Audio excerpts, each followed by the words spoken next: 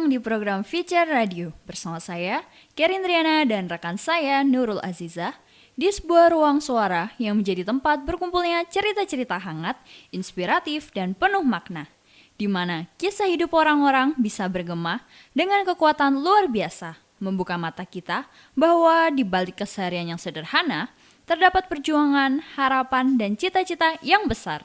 Pada episode kali ini, kita akan menyelami sebuah perjalanan yang dipadukan dengan aroma nikmat dan rasa menggoda, yang tumbuh dari dapur rumah sederhana menjadi sebuah usaha yang terus melangkah maju di era digital, di mana segala sesuatu dari berbelanja, berkomunikasi, hingga memesan makanan dapat dilakukan hanya dengan menggerakkan jari di atas layar telepon genggam. Kita akan mengenal lebih dekat seorang pelaku usaha mikro yang dengan semangat dan ketulusannya telah menyulap kesulitan menjadi peluang dan melakukan konsistensi serta kerja kerasnya. Ia telah berhasil menghadirkan cita rasa rumah yang otentik di tengah kesibukan kota. Bersama narasumber kami, Kak Raihan, seorang pengusaha muda di bidang makanan online, kita akan menelusuri bagaimana langkah pertama di dunia kuliner bermula, apa yang menjadi sumber inspirasinya, tantangan-tantangan apa yang harus ia taklukkan, dan bagaimana ia menggunakan media sosial, strategi promosi, serta kualitas produk untuk menjaga bisnis tetap hidup dan tumbuh terus.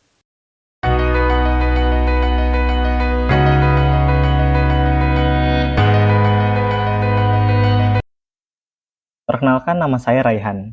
Saat ini saya sedang menjalankan bisnis kecil di bidang kuliner, lebih tepatnya makanan dan minuman. Produk utama saya yang saya jual yaitu dimsum dan kopi. Jadi ini dua produk yang saya pilih sebagai fokus utama usaha saya. Kenapa dimsum dan kopi?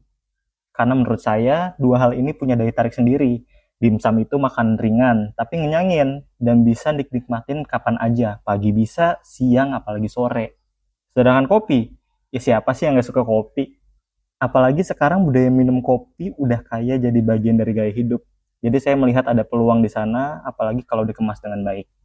Bisnis ini masih baru banget, jadi masih dalam tahap awal. Tapi walaupun masih kecil, saya dan keluarga menjalankannya dengan serius dan penuh semangat. Harapannya usaha ini bisa terus berkembang dan lebih dikenal luas lagi.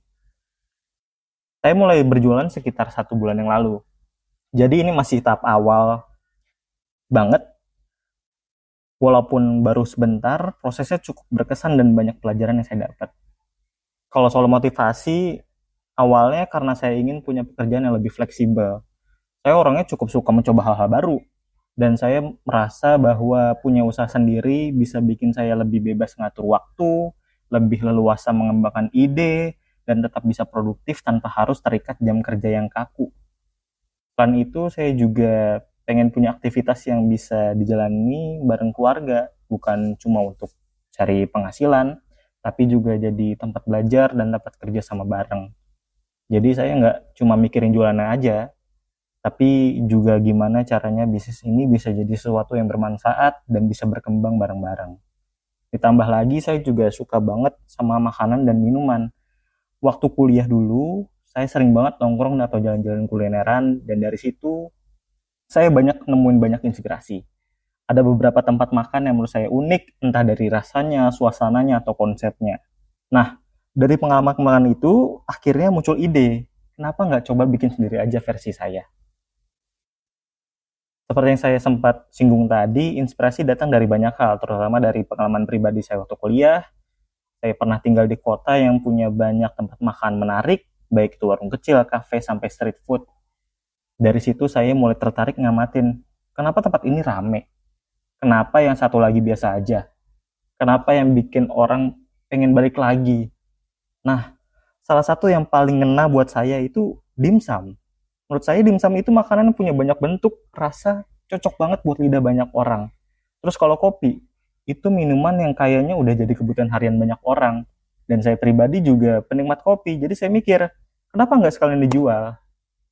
Tapi saya juga nggak langsung comot itu ide dari luar.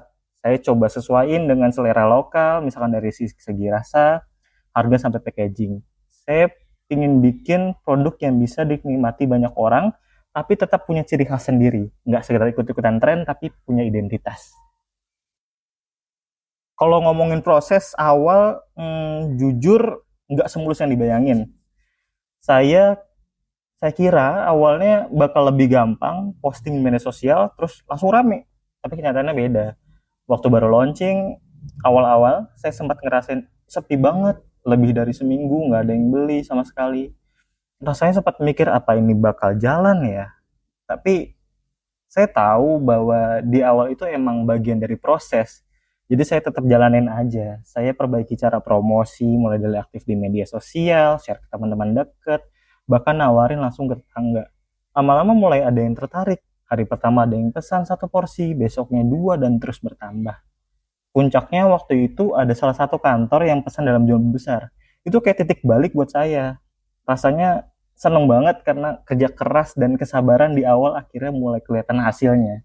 Dari situ saya jadi lebih percaya diri dan makin bersemangat untuk terus promosi dan tingkatin kualitas produk. Saya nggak jalan ini sendirian. Dari awal emang bisnis ini saya bangun bareng keluarga. Kami patungan untuk modal awal dan masing-masing punya peran. Ada yang bantu produksi, ada yang ngurus keuangan, dan ada yang bantu promosi.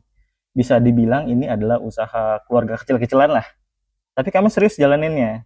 Selain soal penghasilan, ini juga jadi cara kami buat lebih dekat satu sama lain, belajar bareng, saling membantu, dan percaya bahwa dengan kerjasama hasilnya bisa lebih maksimal dan lebih menyenangkan juga dijalaninnya. Wow, sungguh menginspirasi sekali mendengar cerita perjalanan bisnis kuliner Kak Rehan ini yang baru berusia 1 bulan, di mana beliau dengan penuh semangat dan dedikasi memilih untuk fokus pada 2 produk utama yang sangat menarik, yaitu dimsum dan kopi.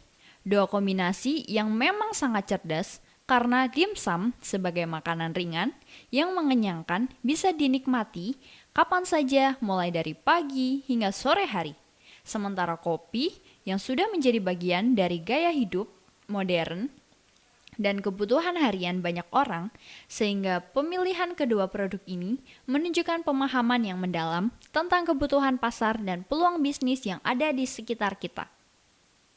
Yang paling mengagumkan dari cerita Kak Raihan adalah bagaimana beliau tidak hanya melihat bisnis ini sebagai sumber penghasilan semata, tetapi juga sebagai wadah untuk membangun kedekatan keluarga, di mana setiap anggota keluarga memiliki peran masing-masing, mulai dari produksi, keuangan, hingga promosi, sehingga menciptakan sinergi yang luar biasa dalam menjalankan usaha keluarga kecil yang penuh dengan semangat dan keseriusan, yang menunjukkan bahwa bisnis yang dijalankan dengan nilai-nilai kebersamaan dan kerjasama akan memberikan hasil yang lebih maksimal dan bermakna.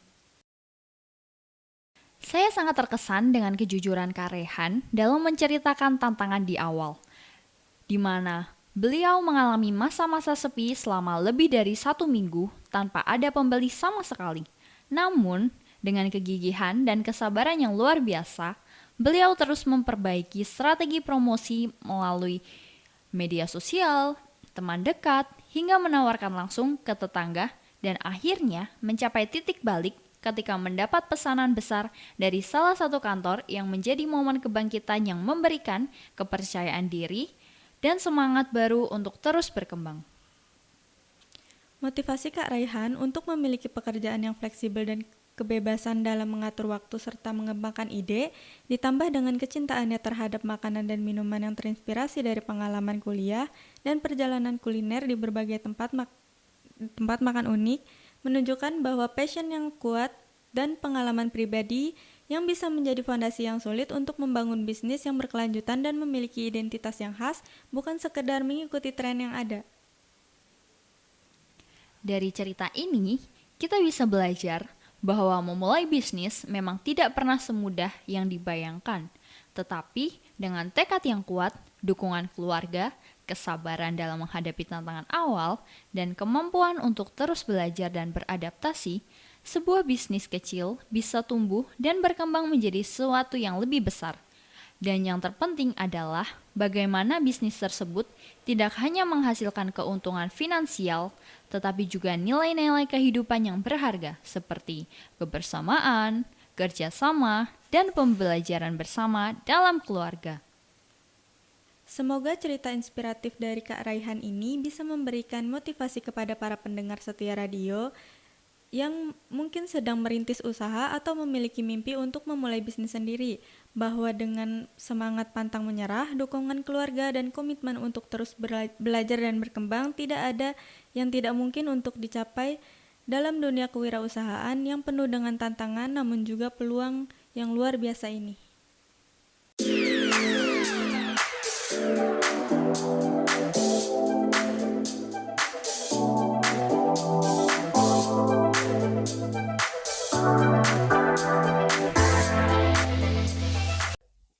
Kalau ngomongin tantangan selama jualan online, menurut saya yang paling kerasa itu di bagian promosi. Jualan online itu saingannya banyak banget. Tiap hari pasti ada merchant yang baru muncul atau merchant-merchant lama yang emang udah banyak orang kenal. Jadi kalau kita nggak aktif promosi, produk kita bisa ketimpa dan tenggelam di itinerary lain. Tapi di sisi lain promosi itu juga perlu biaya. Misalkan pasang iklan atau ikut promo berbayar di aplikasi, itu semua ada biayanya. Jadi harus pinter-pinter banget ngatur mana yang efektif dan mana yang worth it buat dicoba. Selain promosi, tantangan lainnya itu sabar. Karena nggak semua orang langsung beli saat lihat produk kita. Jadi di awal-awal saya lebih sering ngenalin usaha ini ke orang-orang terdekat dulu, kayak teman, keluarga, atau tetangga. Dari sana baru mulai nyebar pelan-pelan deh. Saya sadar banget kalau jualan online itu prosesnya butuh waktu, nggak bisa instan. Kalau soal kualitas, ini jadi hal yang benar-benar saya jaga. Karena makanan itu sensitif banget. Kalau sampai ada yang salah, bisa langsung ngaruh ke kepercayaan pelanggan. Jadi saya dan rekan-rekan saya ini selalu perhatikan dari penyimpanan bahan, pemilihan bahan baku, sampai proses produksi. Misalnya ada bahan yang masuk, harus dicek dulu kualitasnya dan kesegarannya. Bahan yang udah lama harus cepat dipakai atau diganti. Untuk pelayanan, ini tantangan tersendiri. Apalagi di jualan online. Kita nggak ketemu langsung dengan pembeli, jadi komunikasi dan waktu sangat penting. Kadang ada aja kendala saat masak kayak gas habis, alat trouble, atau pesanan mendadak banyak. Itu bisa bikin waktu pembuatan itu molor. Dan bisa bikin pembeli nunggu lebih lama. Makanya setiap kali ada kendala seperti itu, saya anggap sebagai bahan evaluasi.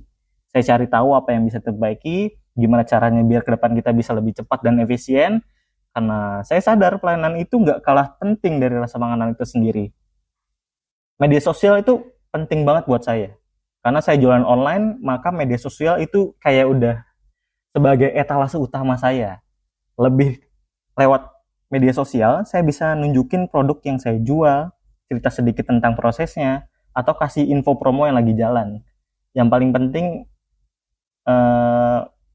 saya bisa senang itu waktu ada pembeli yang bener-bener nggak saya kenal sama sekali, tapi bisa sampai lihat akun media sosial pesan, itu bangga banget.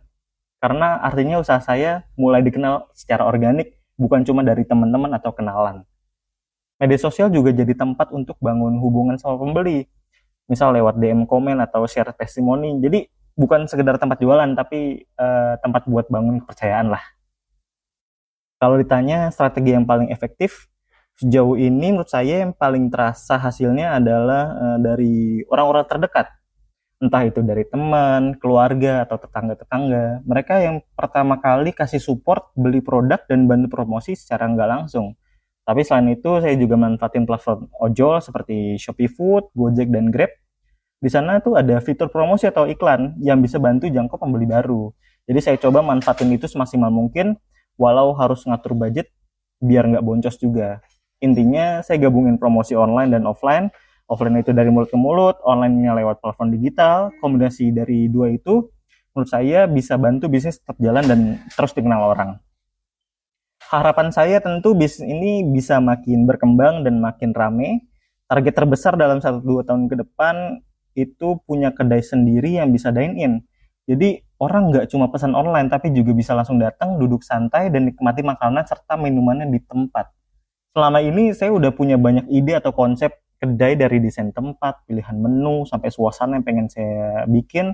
Tapi karena modalnya belum cukup, sementara ini saya fokus di online dulu. Tapi saya yakin kalau terus konsisten dan kualitas tetap dijaga, pelan-pelan semua itu bisa tercapai. Saya juga pengen kedai nanti bisa jadi tempat yang nyaman buat orang-orang, entah itu buat makan, nongkrong, atau bahkan kerja sambil ngopi, kan enak. Pokoknya pengen bikin pengalaman yang baru dan berkesan lah, menyenangkan buat pelanggan. Itu sih. Wow, sungguh luar biasa sekali mendengar kelanjutan cerita dari Kak Rehan. Dengan sangat jujur dan terbuka menceritakan tantangan-tantangan nyata yang dihadapi dalam menjalankan bisnis online, terutama dalam hal promosi yang memang menjadi dilema klasik bagi para pembisnis online, di mana jika tidak melakukan promosi, maka akan tertimbun dan kalah bersaing dengan bisnis lainnya yang lebih gencar untuk beriklan. Namun, jika melakukan promosi juga harus memikirkan biaya iklan yang tentunya akan menambah pengeluaran operasional. Belum lagi harus bersabar menunggu customer untuk melakukan pembelian yang memang membutuhkan waktu dan proses yang tidak instan. Sehingga strategi paling efektif yang dilakukan adalah memperkenalkan produk kepada orang-orang terdekat terlebih dahulu sebagai fondasi awal untuk membangun reputasi dan testimoni yang baik. Yang patut diapresiasi adalah komitmen Kak Raihan terhadap kualitas produk yang benar-benar diperhatikan secara detail, mulai dari proses penyimpanan hingga monitoring bahan-bahan yang masuk dan keluar, yang menunjukkan profesionalisme dan tanggung jawab yang tinggi terhadap produk yang dijual, serta kesadaran yang mendalam bahwa dalam bisnis online, pelayanan menjadi aspek yang sangat riskan dan krusial karena kita tidak dapat langsung berinteraksi dengan customer untuk mengetahui karakter mereka apakah sabar dalam menunggu atau tidak. Ditambah dengan berbagai kendala teknis seperti pengiriman yang terkadang lambat atau proses pembuatan makanan yang bisa jauh dari jadwal yang direncanakan. Namun, kendala tersebut dijadikan sebagai bahan evaluasi konstruktif untuk terus memperbaiki sistem dan pelayanan agar semakin hari semakin baik dan memuaskan pelanggan.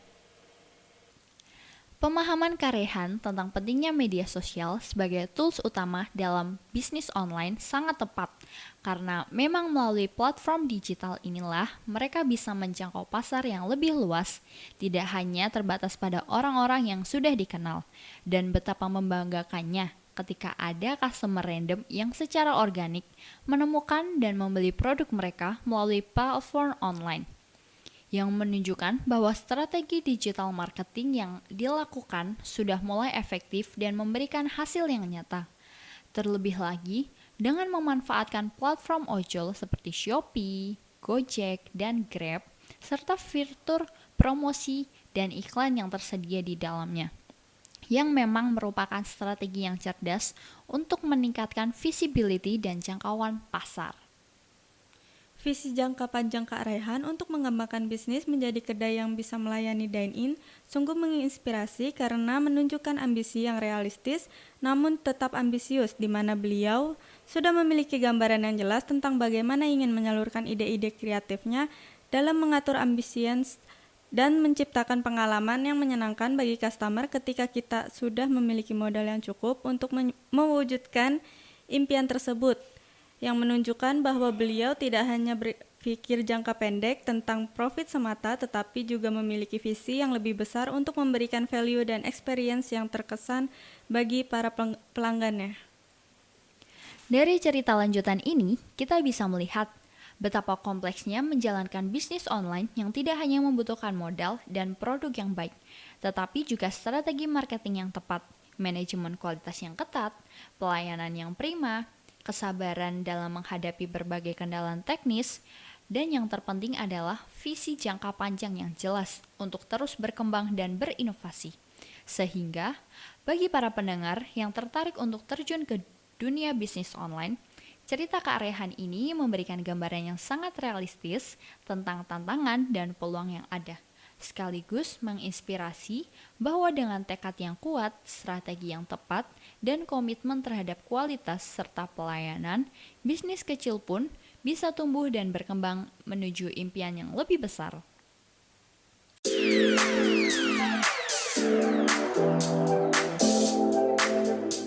Cerita Kak Raihan adalah cerita yang dapat ditemukan di banyak tempat, namun tak semua orang memiliki kemauan dan ketekunan untuk menjalankannya. Ini bukan hanya tantangan bisnis makanan, namun juga tentang membangun hubungan antara orang dengan rasa, dengan tradisi, dan dengan orang-orang yang ia layani melalui hidangan sederhana namun penuh makna. Di tengah gelombang digitalisasi yang terus bergilir, Kisah-kisah seperti ini menjadi pengingat bahwa teknologi hanyalah alat, dan yang menghidupkan bisnis adalah manusia di baliknya, dengan nilai, kejujuran, dan ketulusan untuk memberikan yang terbaik. Dan bagi Anda yang mungkin saat ini sedang merintis atau masih meragukan langkah pertama, ingatlah bahwa banyak perjalanan hebat dimulai dari dapur rumah yang sederhana, dari rasa yang dikenal dan disayang, dan dari kemauan untuk terus belajar dari setiap kegagalan. Saya, Kerindriana, dan rekan saya, Nurul Aziza, pamit undur diri. Terima kasih telah bersama kami dalam cerita penuh rasa ini. Sampai jumpa di feature berikutnya dengan lebih banyak lagi kisah yang menginspirasi dari hati ke hati. Dah.